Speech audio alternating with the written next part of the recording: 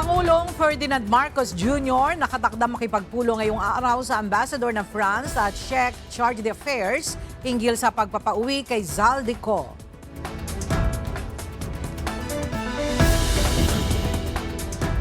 Pagdinig ng House Justice Panel sa impeachment complaints laban kay Vice President Sara Duterte, posibleng tapusin na ngayong araw.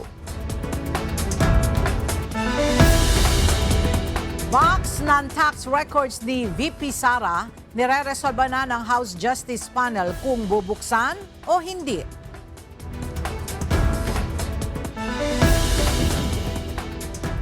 Issue tungkol sa dagdag singil sa electric bill, inaasahang matalakay sa Senate hearing ngayong araw.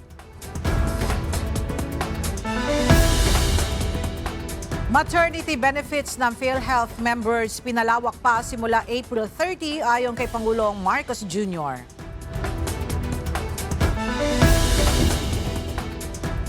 Armed Forces of the Philippines hindi apektado ng anumang banta ng destabilisasyon sa gobyerno.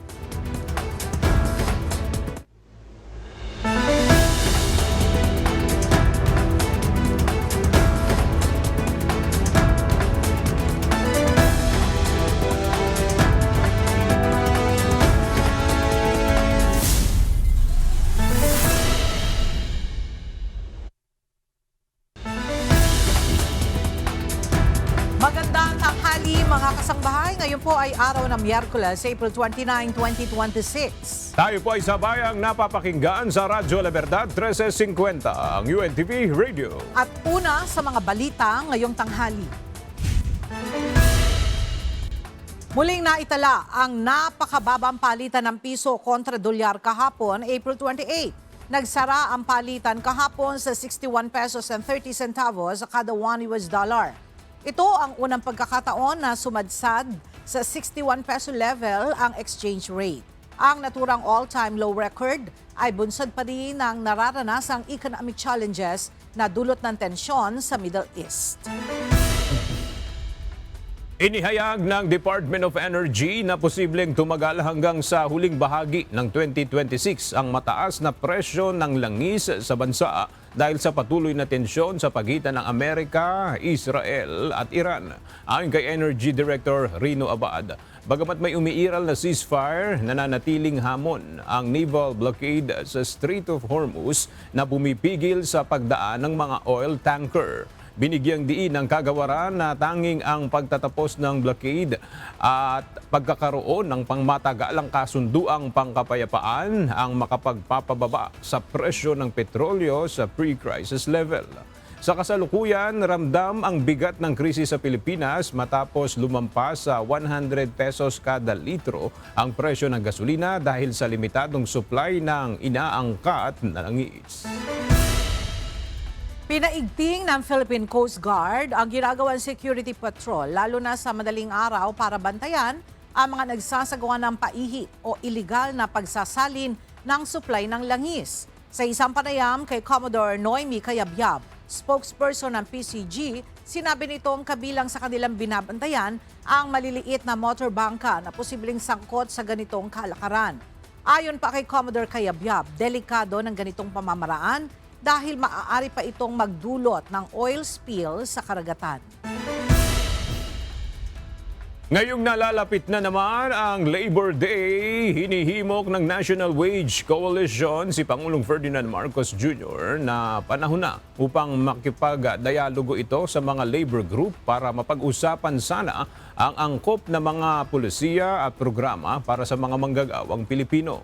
Samantala, ipinunto naman ng isang kongresista na hindi dapat gawing dahilan ang mga micro-small enterprises upang hindi maipatupad ang 200 aumento sa sahod ng mga manggagawa. May balita si Mia Alonzo. Hinihikayat ng National Wage Coalition si Pangulong Ferdinand Marcos Jr. na agarang makipagdialogo sa mga manggagawa at labor groups upang talakayin ang malaking epekto ng digmaan sa Middle East sa kalagayan ng mga manggagawang Pilipino.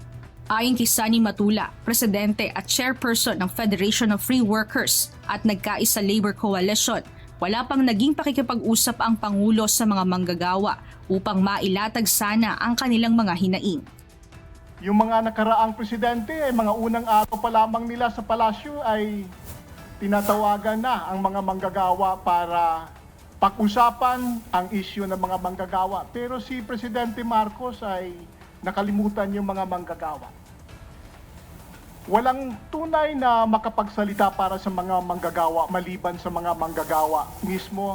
Ayon pa sa koalisyon, malaki ang epekto sa mga manggagawa ng global conflict sa presyo ng mga bilihin. Ito ay dahil sa pagbaba ng purchasing power o ang kakayahang makabili ng mga pangunahing pangangailangan at serbisyo gamit ang kanilang sariling sahod. Kaya mahalagaan nila ang direktang pakikipag-usap ng pamahalaan sa sektor ng paggawa upang makabuo ng mga angkop na pulisiya at programang makatutugon sa krisis. So yung 200 pesos, yung hamak, mas madaling ibigay kaagad ng gobyerno. Yun ang unang hakbang tungo sa living wage. Malinaw naman sa PSA, ang piso ngayon, ang piso noon ay 75 sentimos na lamang ngayon. So kahit tignan nyo naman yung numero, lahat ito pula, ito yung lost purchasing power. Ang amount nito almost 200 pesos. Kaya sinasabi nga namin paulit-ulit, yung dagdag na 200 pesos ay layon lamang ninon na bawiin yung nawalang halaga, yung purchasing power. Samantala, kinontra naman ni Kamanggagawa Party List Representative Eli San Fernando ang patuloy na pagsangkalan sa mga maliliit na negosyo o micro-small enterprises na sinasabing unang tatamaan kapag nagpatupad ng dagdag sahod sa mga manggagawa. Nauna nang binanggit ng Employers Confederation of the Philippines o ECO na 90% ng mga business owners sa bansa ay binubuo ng micro, habang 8% naman sa small, habang nasa 1% naman ang medium enterprises at halos less than 1% naman sa large enterprises. Kung nagbasa lang kayo nung panukalang batas, legislated wage increase 200 pesos at yung House Bill number 8081, it is very clear, word per word nakasulat, micro enterprises are exempted dito sa panukala. Sinong pinatutungkulan natin? Yung medium and large enterprises.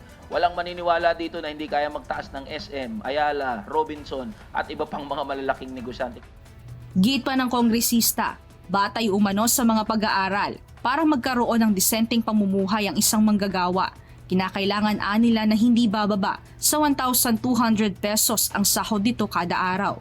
Ito ay upang makasabay rin sa patuloy na pagtaas ng presyo ng mga bilihin at serbisyong binabayaran ng mga consumer. Pero sa ngayon, prioridad munang maisulong ng mambabatas ang 200 pisong aumento sa sahod bilang recovery wage na layuning maibalik ang mababang purchasing power ng mga manggagawa. Sa kabila nito, patuloy pa ring igigiit ng Kamanggagawa Party List ang mas malawak na mga hakbang upang maitaas at bigyan ng nararapat na sweldo ang mga manggagawang Pilipino. Mia Alonso, UNTV News and Rescue. Diyos ang aming sandigan, serbisyo publiko ang aming pinahahalagahan. Bahagyang bumaba ang bilang ng mga pamilyang Pilipino na itinuturing ang sarili bilang mahirap mula sa 37%, naging 35% sa pagsisimula ng 2026 ayon sa Okta Research Survey. Katumbas ito ng humigit kumulang na 600,000 na pamilya, bagamat ang nasabing pagbabago ay nasa loob pa rin ng margin of error ng survey, nananatili pa rin stable ang pangkalahatang sitwasyon. Nananatiling pinakamataas ang antas ng kahirapan sa Mindanao at sa mga sambahayang may mababang kita na nagpapakita ng hindi pantay na pag-unlad ng ekonomiya sa kabila ng bahagyang pagbuti sa pambansang antas. Samantala, nagpakita naman ng kaunting pagbabago ang antas ng food poverty at gutom na nagpapahiwatig na milyong-milyong pamilya ang patuloy na nahaharap sa economic vulnerability. Sa ibang balita, nakatakdang makipagpulong ngayong araw si Pangulong Ferdinand Marcos Jr. sa mga kinatawan ng France at Czech Republic. Ito ay may kaugnayan sa ginagawang hakbang ng pamahalaan na maiuwi sa Pilipinas si dating Congressman Zaldico. Ang detalye sa report ni Nel Maribohok live. Nel, may paunang impormasyon na ba kung ano ang mga partikular na pag-uusapan sa pulong? Yes, aga particular na pag-uusapan sa pulong kung mayroong mga naging pagkukulang, mga dapat na ginawa at maaari pang gawin para mapauwi ng Pilipinas si dating Congressman Salvo. Base sa ibinigay na schedule ng Malacanang, ngayong araw ay magkakaroon ng hiwalay na pulong si Pangulong Ferdinand Marcos Jr. Unang makakapulong ng Pangulo si French Ambassador Marie Fontanelle. Pagkatapos ay makakaharap naman niya si Czech Republic Chargi de Affairs Eva Tiensin. Ayon kay Palace Press Officer Undersecretary Claire Castro, tatalakayin sa pulong kung ano ang dapat na maitulog ng ibang bansa lalong-lalo na anya ay mayroong tinatawag na United Nations Convention Against Corruption o UNCAC. Dahil sa pagkakaalam niya ng Pangulo ay lahat ng dapat gawin ay ginawa na. Sa tanong naman kung hihilingin ng Pangulo sa French Ambassador na pigilan ang inihiling na political asylum ni Ko, sagot ng palasyo, hindi ito gagawin ni PBBM dahil hindi niya panghihimasukan kung ano man ang magiging desisyon ng ibang bansa. Abangan na lamang natin mamaya ang detalye ng resulta ng magaganap na pulong ni PBBM sa dalawang diplomat. Yan muna ang ating update. Balik sa iyo, Aga. Maraming salamat, Nel Maribo. Humiling sa Korte Suprema ang House Justice Panel sa pamamagitan ng Office of the Solicitor General na baliwalain ng Supreme Court ang mga pinagsamang petisyon ng kampo ni Vice President Sara Duterte laban sa isinasagawang impeachment proceedings sa Kamara. May balita si Benedict Samson. Matapos ang ibinigay na 10 araw ng Korte Suprema para magkomento ang House Justice Committee sa mga inihaing petisyon ng kampo ni Vice President Sara Duterte laban sa isinasagawang impeachment proceedings ng Kamara, nagsumite ng petisyon ng House Justice Panel sa Supreme Court sa pamamagitan ng Office of the Solicitor General at umapila na baliwalain ng Korte ang consolidated petition na inihain ng kampo ni Vice President Sara Duterte. Batay sa petisyon ng kampo ni VP Duterte, sinasabing kung papayagan ng SC na magpatuloy ang impeachment ay magre-resulta lamang ito sa iligal na paggastos ng pondo ng bayan. Iginigit din ng petitioners na labag sa saligang batas ang isinasagawang impeachment proceedings ng House Justice Committee kung saan hindi na isangguni sa Vice Presidente ang mga reklamong inihain laban sa kanya. Naniniwala din ang kampo ni VP Sara na magdudulot lamang ng dungis at lilika ng institutional conflict ang ginagawa ng mga miyembro ng House Justice Panel na siyang nag-endorso, nag-sponsor at sumusuporta sa impeachment complaint. Sa panig naman ng mga respondent, naninindigan ng mga ito na mahigpit nilang nasuri ang mga paraan at walang labag sa proseso ng impeachment complaint batay na rin sa iginawad na kapangyarihan sa kanila ng konstitusyon. Gaya ng lahat ng sangay ng pamahalaan, iginiit ng respondents na may tiyak at natatangi silang katungkulan, tulad ng Kamara na may mandato na mag-initiate ng impeachment proceedings, habang may kapangyarihan naman ng Korte Suprema na ayusin at aksyonan ng aktwal na kaso. Bahagi rin ng trabaho ng SC ang pagsasagawa ng judicial review upang matiyak na walang mangyayaring grave abuse of discretion dahil sa kakulangan o labis na jurisdiksyon. Dahil dito, umaapela sa Korte Suprema ang House Justice Committee na isaalang-alang ang pagbaliwala sa consolidated petitions at tanggihan ng mga injunctive relief na hinihiling ng kampo ni VP Duterte. Benedict Samson, UNTV News and Rescue. Diyos ang aming sandigan, serbisyo publiko ang aming pinahahalagahan. Posibleng tapusin na ng House Justice Committee ang pagdinig sa mga reklamong impeachment laban kay Vice President Sara Duterte. Nakatakdang humarap bilang resource person ang National Bureau of Investigation kaugnay ng resulta ng isinagawa nitong investigasyon sa umano'y matinding pagbabanta ng Vice Presidente laban sa matataas na opisyal ng pamahalaan. Mula sa House of Representatives, may detalye si Rosa Licos live. Rosalie, nangangahulugan ba ito na magdedesisyon na yung House Justice Panel sa kahihinatnan ng impeachment complaints laban kay VP Sara? Aga kung merong miyembro ng House Justice Committee na maghahain ng mosyon para tukuyin na kung meron bang probable cause o sapat na batayan para umusad ang proseso ng impeachment laban kay Vice President Sara Duterte at pagbotohan ng House panel ay posibleng ngayong araw na nga yung huling pagdinig sa impeachment complaints laban sa Vice Presidente. Pero inaasahan pa yan sa huling bahagi ng impeachment hearing ngayong araw.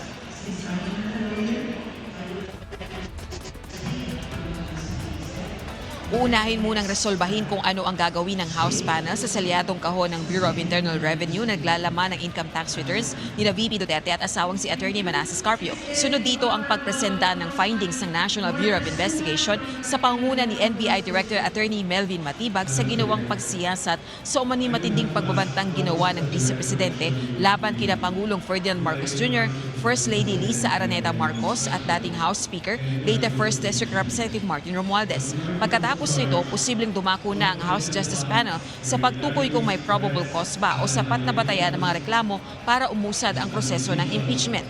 Partikular na sa mga alegasyon laban sa Vice Presidente na maling paggamit umano ng confidential funds, hindi maipaliwanag na yaman, pagpalyang ideklara lahat ng ari-arian sa Statements of Assets, liabilities and net worth o SALENS at umano'y matinding pagbabanta sa buhay ng matataas na opisyal ng pamahalaan. Kapag nagawa ito ngayong araw at natukoy na may probable cause ng impeachment complaints, sa May 4 muling magko-convene ng House Justice Committee para tapusin at aprobahan ng committee report kalakip ng kanilang findings, recommendation at resolusyon sa mga reklamo.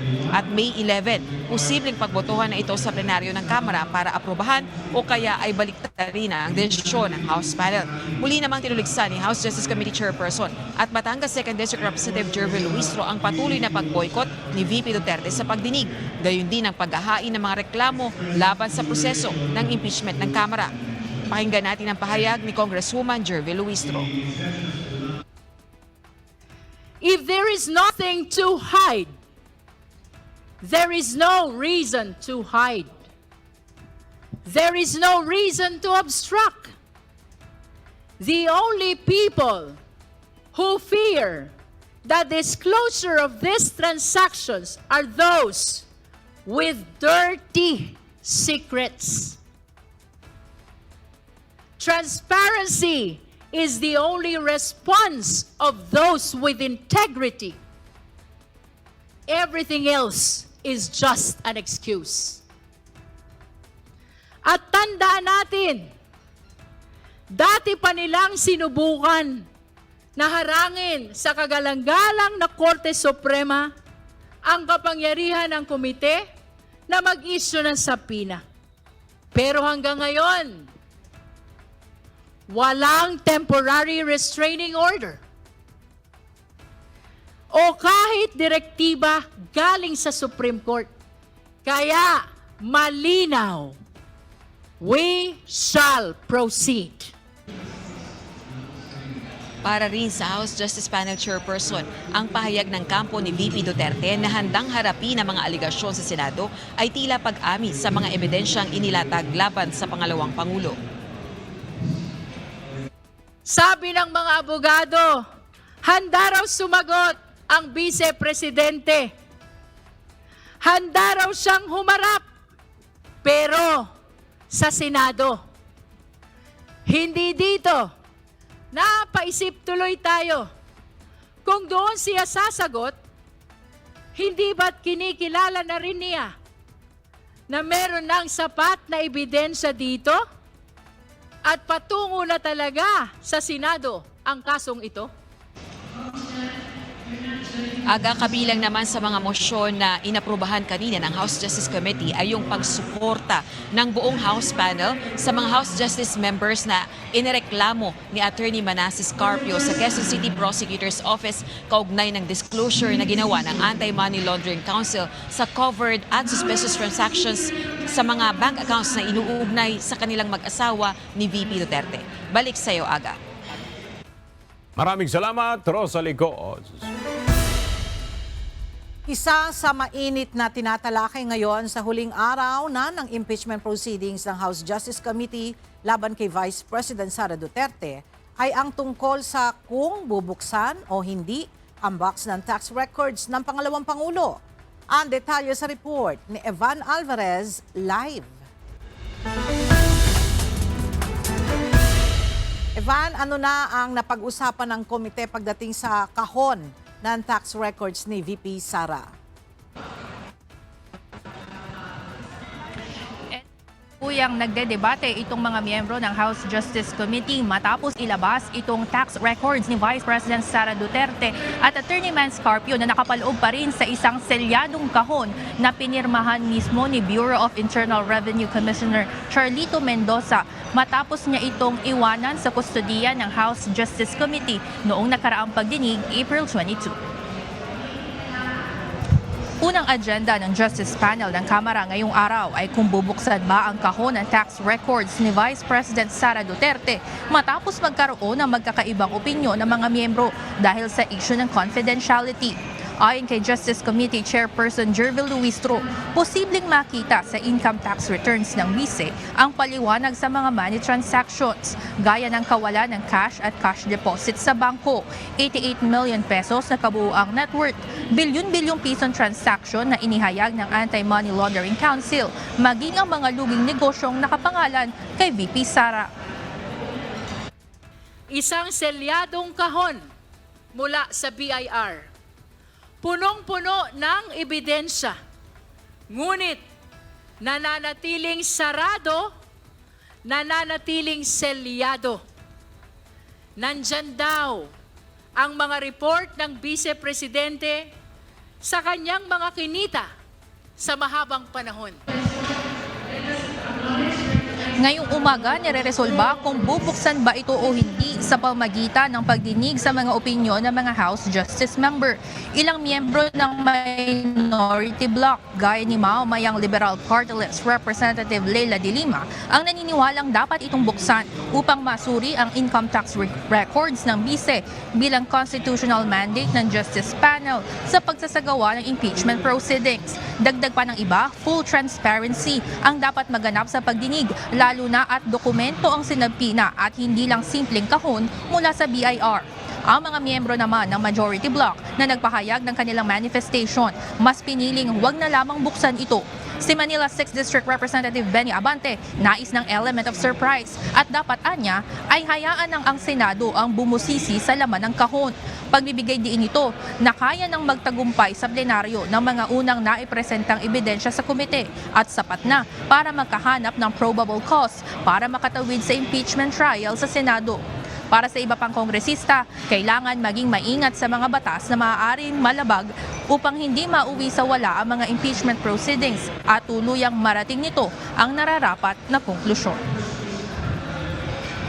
Ela, sa ngayon, kasalukuyan pa rin nagdedebate ang mga miyembro ng House Justice Committee. Ngunit matatandaan natin noong nakaraang pagdinig, sinabi na mismo ni BIR Commissioner Mendoza na ayon sa batas, maaari lamang buksan ang tax records ng isang individual kung gagawin ito in the aid of legislation o pagsasagawa ng mga batas o gagawin ito sa executive session o sa mga pribadong pagdinig. Yan muna ang update mula dito sa House of Representatives. Balik sa inyo dyan, Ella. Maraming salamat, Evan Alvarez. Nahaharap ngayon sa panibagong ethics complaint si Cavite 4th District Representative Kiko Barzaga sa komite ng House of Representatives. Ayon sa isang mambabatas, posibleng mapatalsik na si Barzaga sa posisyon matapos ang dalawang magkasunod na suspensyon. Nagbabalik si Evan Alvarez. Wala umanong senyales ng pagsisisi o kahit anong pagbabago kay Cavite 4th District Representative Kiko Barzaga sa kabila ng kaliwat kanang nakuhang reklamo dahil sa mga umano'y maling asal nito sa Kongreso. Para kay House Deputy Speaker at Iloilo 1st District Representative Janet Garin, maaari na itong ma-expel o mapatalsik bilang mambabatas matapos 2 beses na patawan ng 60-day suspension. Historically kasi sa Kongreso, kapag na-suspend ka na, and then you have another suspension, and in his case, the second suspension had a very strong warning that if he repeats it again, it will proceed to a higher penalty. Well, technically, it's expulsion kasi it's usually suspension, then expulsion. Ngunit ayon kay Representative Garin, nasa House Committee on Ethics and Privileges pa rin ang desisyon kung ano ang susunod na aksyon kay Barzaga, lalo na at nasabi na niya at ng iba pang miyembro ng komite ang kanilang posisyon patungkol sa batang mambabatas sa isinagawang pagdinig kahapon. Paliwanag ni Garin, hindi siya maaaring bumoto dahil siya rin ang complainant sa dalawang panibagong inihaing reklamo laban kay Barzaga kahapon. Ang isa ay dahil sa pagdawit sa kanya, kanyang anak at kay House Senior Deputy Majority Leader at Iloilo 3rd District Representative Lawrence Defensor sa pagkamatay ni yumaong Iloilo Vice Mayor Aimee Paz Lamasan. Habang ang isa pang reklamo ay nag-ugat naman sa biglaang pagla-livestream ni Barzaga at pagtatapat ng kanyang cellphone sa mga miyembro ng House of Representatives. Parang his point is, that's his nature as a cat. But he's not a cat. He's a member of Congress, duly elected, who should demonstrate what is expected commensurate to his position. Ayon kay Garin, bagamat nakakatawa, hindi laro ang pagiging mambabatas at hindi dapat maging ganito ang ugali ng kinatawa ng isang distrito. Sinagot naman ni Barzaga sa pamamagitan ng isang Facebook post ang pahayag ni Garin. Anya, dapat bang gayahin si Garin na umano'y dahilan ng pagkamatay ng mga kabataan dahil sa Dingvaxia? Dagdag pa nito, naninindigan siya sa kanyang mga pahayag at ang House of Representatives ay institusyon umano ng kapalpakan, mga magnanakaw at kahihiyan sa bansa. Evan Alvarez, UNTV News and Rescue. Diyos ang aming sandigan, serbisyo publiko ang aming pinahahalagahan. Pinayagan ng Senado na pansamantalang lumabas sa detensyon nito ang kontrobersyal na kontraktor na si Pacifico Curly Discaya ayon kay Senate Secretary Mark Yando Mendoza. Ito ay dahil kailangan sumailalim ni Discaya sa isang medical procedure. Ayon kay Mendoza, isang linggong mananatili sa ospital si Discaya at muling ibabalik sa kustodiya ng Senado matapos ang operasyon. Tiniyak naman ni Mendoza na may sapat itong bantay ngunit mananatiling restricted sa mga bisita habang nasa ospital. Yung sa right shoulder niya, may surgery na gagawin sa kanya. Nag-request siya na mag-undergo ng medical procedure. So pinayagan naman siya. So tentative, baka this Thursday, mag-undergo siya ng medical procedure pero inintay pa yung clearance kung natutulog siya this Thursday. Then after a week or balik na siya rito para dito na siya magpagaling. Hindi naman disclose yung hospital because of security reasons muna. Matatandaang nananatiling naka-detain sa Senado si Curly Discaya matapos ito ma-cite in contempt ng Blue Ribbon Committee dahil sa hindi pagsasabi ng katotohanan sa investigasyon ng bilyong-bilyong flood control scandal.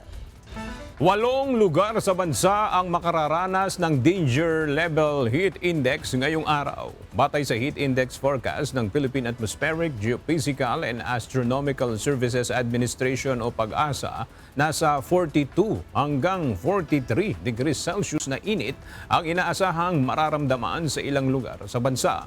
Kabilang dito ang Tuguegarao City, Subic Bay, Olongapo City, Kamiling Tarlac at Sangli Point sa Cavite City. Gayun din ang Puyo sa Palawan, Dumangas sa Iloilo, Katarman sa Northern Samar at Borongan sa Eastern Samar. Samantala sa Metro Manila naman ay nasa extreme caution category ng heat index na aabot sa 38 degrees Celsius hanggang 39 degrees Celsius. Simula bukas, April 30, mas palalawakin ng Philippine Health Insurance Corporation of PhilHealth ang maternity benefits. Ayon kay Pangulong Ferdinand Marcos Jr., batid ng pamahalaan ang malaking gastos at hirap sa panganganak ng mga Pilipino. Kaya ayon kay PBBM, itinaas ng PhilHealth ang sasaguting gastos sa normal delivery at cesarean section ng mga miyembro ng State Health Insurer. Simula ng April 30, mas pinalawak at mas mataas na ang maternity benefit ng PhilHealth.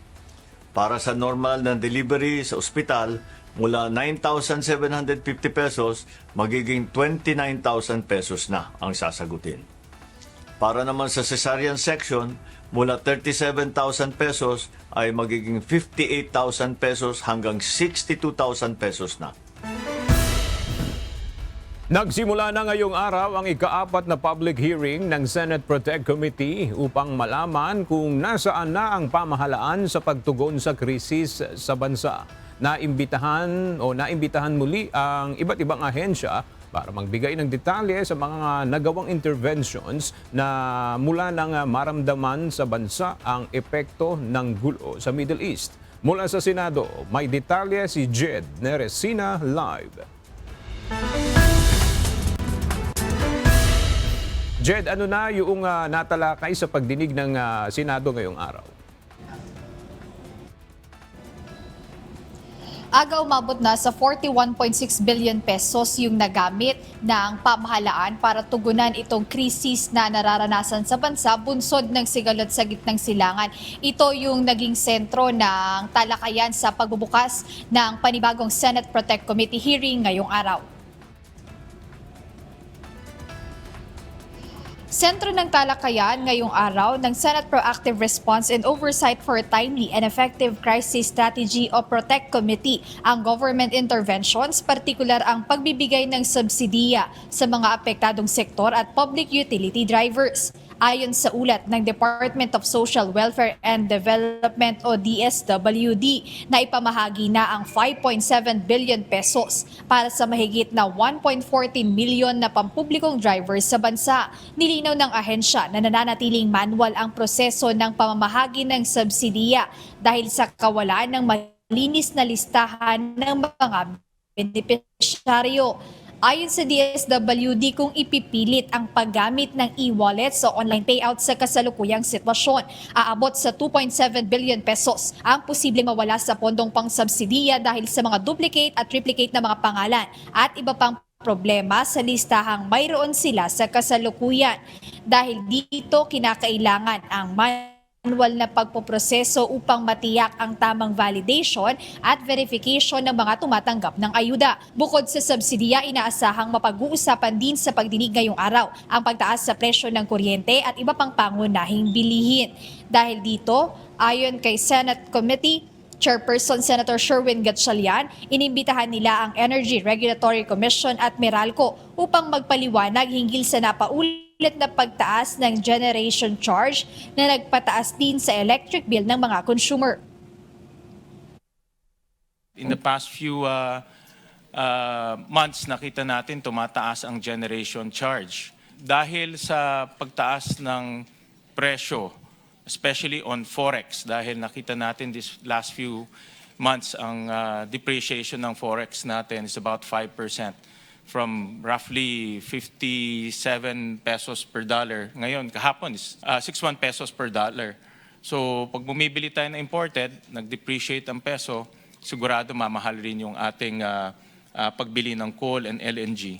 Kaya ang nakikita nating lately na pagtaas ng presyo ay konektado rin sa gulo sa Iran at gulo sa Middle East. Kaya po itong pagtaas ng generation charge, ito po yung nakikita natin ngayon sa mga electricity bill ho natin. So we discuss that later on, no? Para nagkaroon ho kasi ng triple whammy. Tumaas ang presyo ng langis, tumaas ang presyo ng kuryente, baka rin tumaas ang presyo ng pagkain.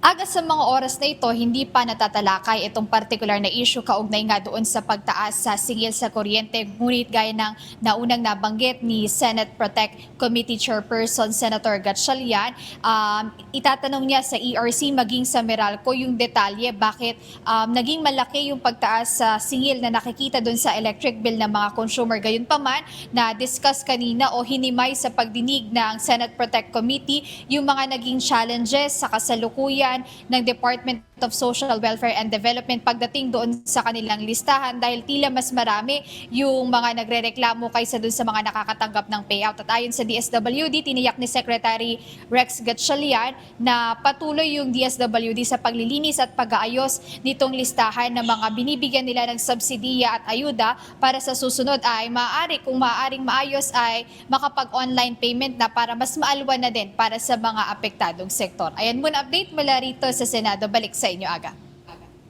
Maraming salamat, Jed Neresina. Inalis sa pwesto ang 2 pulis sa Maynila. Ito ay matapos na lumabag sa batas trapiko sa pagkakarga ng malalaki at mahahabang kahoy sa police mobile na posibleng makaaksidente ng ibang motorista.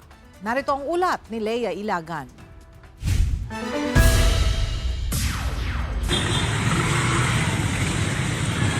Hindi pinalampas ng pambansang pulisya ang ginawang traffic violation ng isang pulis sa Maynila. Ayon kay PNP Public Information Office Chief Police Brigadier General Randolph Tumanyo, habang nag-iikot ang police mobile, nakakumpiska ang mga ito ng 16 na road obstruction kabilang ang isang kariton.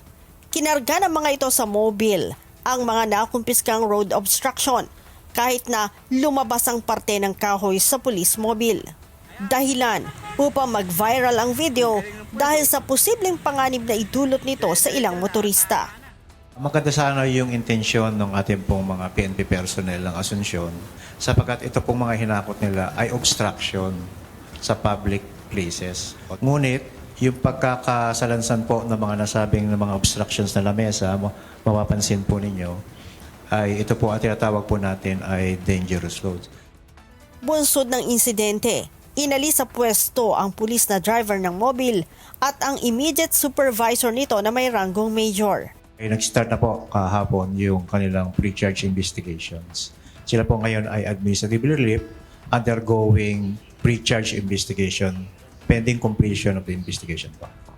Ang Land Transportation Office naman, agad na ipinatawag ang pulis dahil sa traffic violation.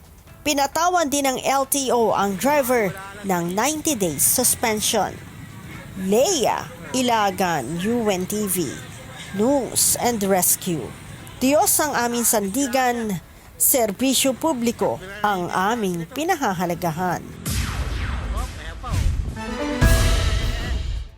Isasagawa ng Commission on Elections o COMELEC sa darating na May 5 hanggang May 7 ang filing ng Certificate of Candidacy para sa mga tatakbong district representative at political party sa BARM elections. Samantala, tiniyak naman ng COMELEC na magkakaroon na ng desisyon ang aplikasyon para sa registration ng political party ng Moro Islamic Liberation Front o MILF bago ang COC filing. May ulat si Dante Amento.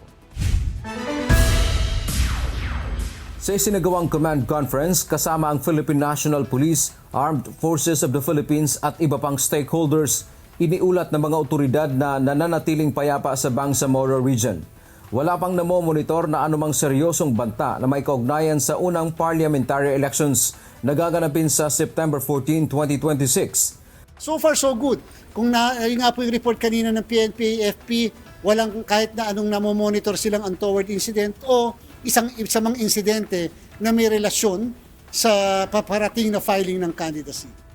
Bagamat may isang bayan sa Basilan na isinailalim sa red category dahil sa nakaraang insidente, itutuloy na sa darating na May 5 hanggang 7 ang gagawing paghahain ng mga kandidato ng kanilang Certificate of Candidacy para sa mga tatakbo bilang district representatives at regional political party. Tiniyak naman ng mga otoridad na may sapat na puwersa ng militar at pulis sa lugar para sa seguridad. Hindi po natin kasi pwede na ipagbaliwala at pagbakasakali ang Bangsamoro parliamentary election, ganung ito po ang kauna-unahan sa ating kasaysayan. At as far as the COMELEC is concerned, wala na pong makakapigil sa halalan sa Bangsamoro sa September 14. Tuloy na tuloy po ito. We have identified contingency like augmentation coming from the other regions within the Mindanao para at least yung deployment ng mga personnel natin from other regions, madali din silang makabalik. Samantala, tiniyak naman ng COMELEC na ilalabas nila ang desisyon kaugnay ng petisyon laban sa registration ng political party ng Moro Islamic Liberation Front o MILF na United Bangsamoro Justice Party o UBJP. Gagawin po ni COMELEC yung commitment na yan na hanggat maaari bago mag-asingko ng Mayo ay ma-resolve namin yung issue kung dapat bang ma-accredit o hindi yung naturang political party. Kahapon nagtungo sa COMELEC ang mga pinuno ng MILF kasama si Chairman Murad Ibrahim. Umaasa ang mga ito na papaboran sila ng COMELEC. Binigyang diin ng MILF, malaki ang kanilang papel sa Comprehensive Agreement on the Bangsamoro. I call on our people to remain patient as we continue to work and prepare for the coming election. Let us all unite under one strong principled political party. Dante Amento, UNTV, News and Rescue. Diyos ang aming sandigan, serbisyo publiko ang aming pinakahalagahan. Walang namomonitor na banta ang Philippine National Police kaugnay sa lumulutang na military ayon sa pinuno ng pambansang pulisya na itinuturing lamang nilang chismis. Sa ngayon, ang nasabing impormasyon. Ang detalya hatid ni Lea Ilagan live. Lea, saan o kanino nagsimula ang usapin ng sinasabing military-backed people power at kilala na ba kung sino ang nasa likod nito? Magandang tanghali sa iyo, Ella. Sa ngayon ay wala pang beripikadong impormasyon ang Philippine National Police kung sino ang nasa likod nito. Ngunit nagsimula ang usapin sa pahayag noong weekend ni Senator Panfilo Lacson na mayroon umanong mga grupo na nagtatangkang makakuha ng suporta sa mga sundalo para sa posibleng military-backed revolution sa gitna ng political tension sa bansa. Sa ngayon, Ella, walang beripikadong intelligence information na monitor ang PNP sa napipitong pagtatangka umano na magsagawa ng isang military-backed people power sa bansa. Ayon kay PNP Chief Police General Jose Melencio Nartates Jr., nananatiling alerto ang organisasyon ngunit wala itong nakikitang batayan para magdulot ng pangamba sa publiko kaugnay ng kumakalat na ulat. Giit ni Chief PNP na nanatiling nakatuon ang pulisya sa kanilang mandato sa ilalim ng konstitusyon at hindi magpapadala sa mga haka-hakang politikal o partisan narrative. Sa ngayon patuloy ang maayos na koordinasyon sa pagitan ng pulisya at militar at kapwa nakahanay ang dalawang institusyon sa pagpapanatili ng katatagan at paggalang sa chain of command. Sa panig naman ng Malacanang, sinabi na ni Jose Claire Castro na hindi na bago ang usaping ito, gayunman kailangan pa rin itong imbestigahan. Hala? Maraming salamat, Lea Ilagan.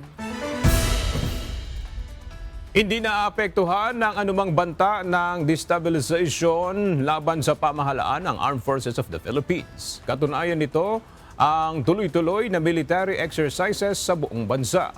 May report si Ryan Lacanlale live.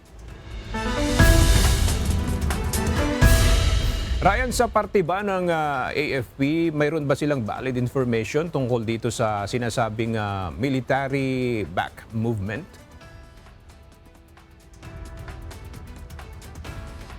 Sila natatanggap na verifikadong impormasyon na magpapatunay sa issue. Ayon yan sa kay Colonel Sir Trinidad, Chief Public Affairs Office ng AFP. Mariinding itinanggi ng AFP ang umiiral na banta ng destabilisasyon sa bansa. Now, the issue na addressed, the information needs to be validated. Then the AFP will, as of now, has not reached or has not received any valid information on that part. This doesn't affect the AFP at all, sir? Definitely not. Binigyang diin ni Colonel Trinidad na ang AFP ay isang profesional na organisasyon, disiplinado, committed, tapat sa konstitusyon at sumusunod sa chain of command. Sa katunayan, aniya hindi apektado ng issue ang kanilang organisasyon at mga operasyon. Katulad ng nagpapatuloy ang kanilang mga aktibidad kabilang na ang taunang balikatan exercise na matagal nang nakaplano na itinuturing na expansive exercise sa kasaysayan kung saan isinasagawa ang mga pagsasanay hindi lamang sa Luzon, maging sa Visayas at Mindanao. Tiniyak din ng AFP sa publiko na mananatili silang nakatuon sa kanilang mandato at patuloy na magsisilbi bilang isang maaasahang institusyon. Sana huwag tayo makinig sa mga speculations. But then again, if needs validation, as of now, we have not received any reports. And we have to reassure the Filipino people that your AFP is a professional and a disciplined institution. We are always focused on our mission, and at the same time, walang katuturan o walang puwang sa amin ang mga ganyang bagay. Agayan mo na ang latest mula dito sa Camp Aguinaldo sa Quezon City. Balik sa iyo. Maraming salamat, Ryan Lacanlale. Itinaas ng Bureau of Fire Protection sa ikatlong alarma kanina ang sunog na sumiklab sa isang residential area sa Purok 2, Hacienda Rosario, Sucat, Muntinlupa City. Sa kuha ng netizen na si Ian Odiaman, makikita ang makapal na itim na usok na galing sa mga nasusunog na bahay. Patuloy pang inaapula ng mga bombero ang apoy at tinutukoy kung ilang kabahayan at mga residente ang apektado. Isinusulong ng Department of Environment and Natural Resources Region 8 ang paggamit ng eco-friendly charcoal upang mapigilan ang timber poaching sa Eastern Visayas. Ayon sa ahensya, tumataas ang kaso ng iligal na pagtutroso dahil sa mahal na presyo ng LPG na nagtutulak sa mga residente na gumamit ng uling. Sa ilalim ng programa, ginagamit ang agricultural waste tulad ng baon ng nyug, kawayan at iba pang palay bilang alternatibong materyales. Kasama sa pilot area, ang Ulot Watershed sa Samar kung saan isinasagawa ang briquetting o paggawa ng fuel blocks. Pinalalakas din ng DNR ang forest patrols habang planong palawakin ang proyekto upang maprotektahan ang kagubatan at kabuhayan ng komunidad. Personal na nag-inspeksyon si Public Works Secretary Vince Dizon sa ginagawang repair sa Beata Bridge sa Pandacan, Maynila. Kasunod ito ng panawagan ni Manila City Mayor Isko Moreno sa Department of Public Works and Highways ng agarang pagsasaayos ng tulay. Mula sa lungsod ng Maynila, narito ang report ni Asher Cadapan Jr. live.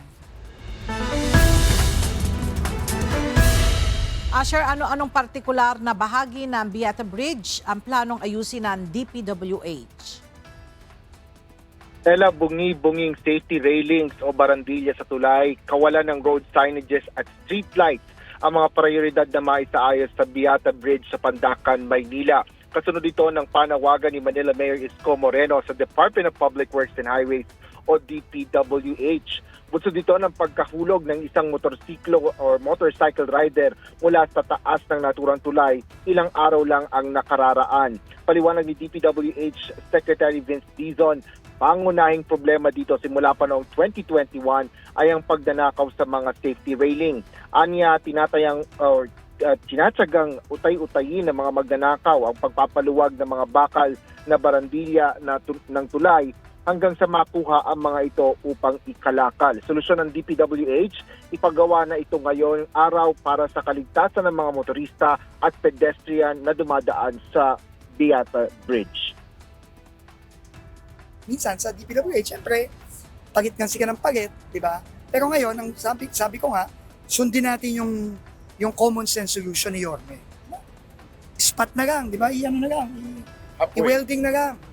Para hindi na, pag yun naman natanggal pa, matindi na yun. Baka overnight, tapos yan. Generally, or bukod sa safety railings, naglagay na rin ng mga kaukulang road signages at street lamps sa tulay. Nagbabala naman si Mayor Moreno laban sa mga nagnanakaw sa mga kagamitan, lalo pa ang mga pagmamay-ari ng gobyerno. Generally, not only to DPWH property, no? Ang isang nakaw na gamit ay pag binili, ay may batas kung nagsasabi yung anti-fencing. Mabigat po ang kaso noon. Hindi lang po magnanakaw ang kinakasuhan, pati po yung bumili. Mano pa yung pandagdag sa bigat ay kung ito'y property ng pamahalaan.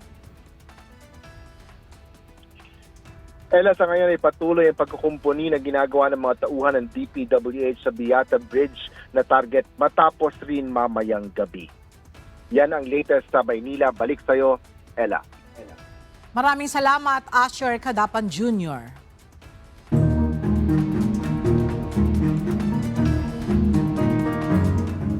Nabisto ng mga otoridad ang operasyon ng isang pekeng opisina ng Land Transportation Office sa Malasiki, Pangasinan. Ipinag-utos na ni Assistant Secretary LTO Chief Marcos Lacanilao ang pagpapasara ng iligal na operasyon ng nasabing LTO District Office at inaalam na rin ang mga taong nasa likod nito. Batay sa investigasyon ng mga otoridad, sinasabing nagpapanggap ang nasabing LTO District Office at pinapaniwala ang kanilang mga kliyente na lehitimo ang kanilang mga transaksyon at saka nangungulekta ng bayad sa kanilang mga serbisyo. Nahaharap sa patong-patong na mga reklamo ang mga nasa likod ng nabistong fake LTO office. Pinagkalooban ng tulong pinansyal ang 2,000 magsasaka at 700 mga mangingisda sa Calapan City, Oriental, Mindoro kahapon, April 28. Ang ipinamahaging ayuda ay sa ilalim ng Presidential Assistance to Farmers and Fisherfolks Program. Pinangunahan ng Department of Agriculture at Bureau of Aquatic Resources ang pamamahagi ng cash assistance. Ayon sa otoridad, ang lungsod ng Calapan ang kauna-unahan sa buong rehiyon ng Mimaropa na nakatanggap ng programang ito.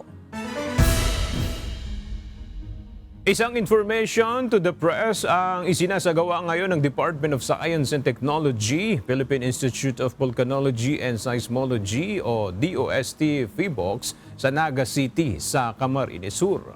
Layo nito na palakasin ang kaalaman ng mga media practitioner at public information officers sa tamang pag-uulat ng geological hazards. Ginaganap ang PHIVOLCS InfoPress, Understanding and Communicating Geological Hazard Information in Region 5 ngayong araw, April 29.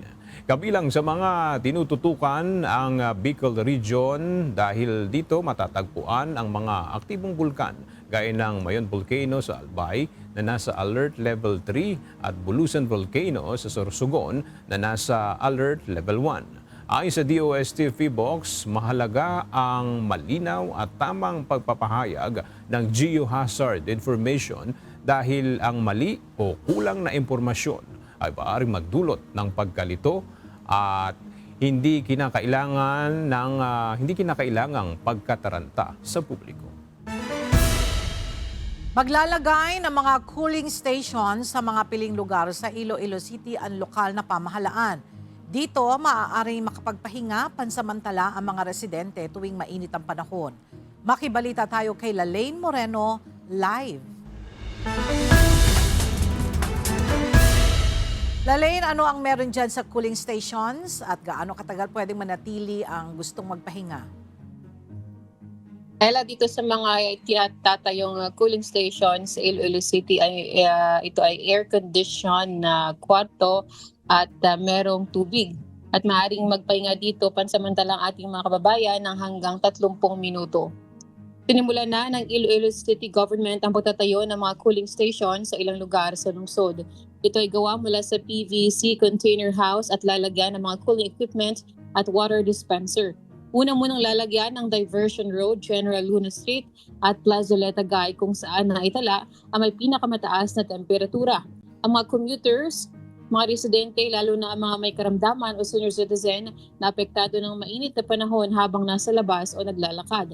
Dito maaari silang temporaryong magpahinga habang naghihintay ng mga sasakyan o taxi o kapag tirik ang araw. Ang mga cooling stations ay bubuksan lamang mula 10 a.m. hanggang 4 p.m. kada araw. Magde-deploy naman ang mga personnel ng LGU sakaling may mga emergency cases. Naman ating balita mula rito sa Iloilo City, Ella. Maraming salamat, Lalaine Moreno. Matagumpay na naisagawa ang Blue Skies Test Flight bilang paghahanda sa kauna-unahang Isarog International Hot Air Balloon and Music Festival na gaganapin sa May 1 hanggang 3, 2026 sa Metro Naga Sports Complex sa Pacol, Naga City. Layunin ng aktibidad na masiguro ang kaligtasan at maayos na paglulunsad ng mga hot air balloon sa panahon ng festival. Inaasahan na magdudulot ito ng mas maraming turista at bisita sa Naga City habang pinasisigla ang lokal na turismo at ekonomiya. Bukod sa makulay na hot air balloon display, magkakaroon din ng iba't ibang music performances at mga aktibidad na maaaring salihan ng mga pamilya at mga bisita.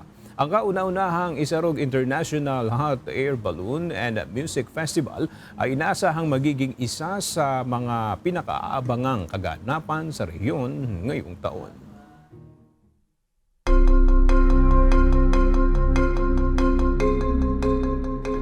Nagbigay ng talumpati si King Charles III sa joint meeting ng United States Congress.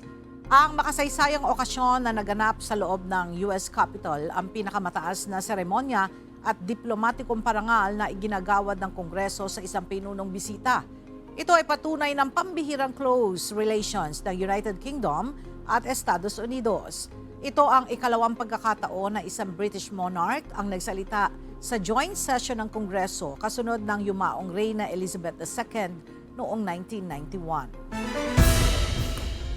Aalis na sa Organization of the Petroleum Exporting Countries o OPEC ang United Arab Emirates simula May 1. Ayon sa State News Agency ng bansa, ang desisyon ng UAE na ikatlong pinakamalaking producer ng langis sa grupo ay bunsod ng mababang production quota na pumipigil sa kanilang mas malaking pagbebenta ng langis. Sa ex-post ni UAE Energy Minister Suhail Al-Marzoui, sinabi nito na ang hakbang ay bahagi ng policy-driven evolution ng bansa na nakaayon sa pangmatagalang pundasyon ng merkado.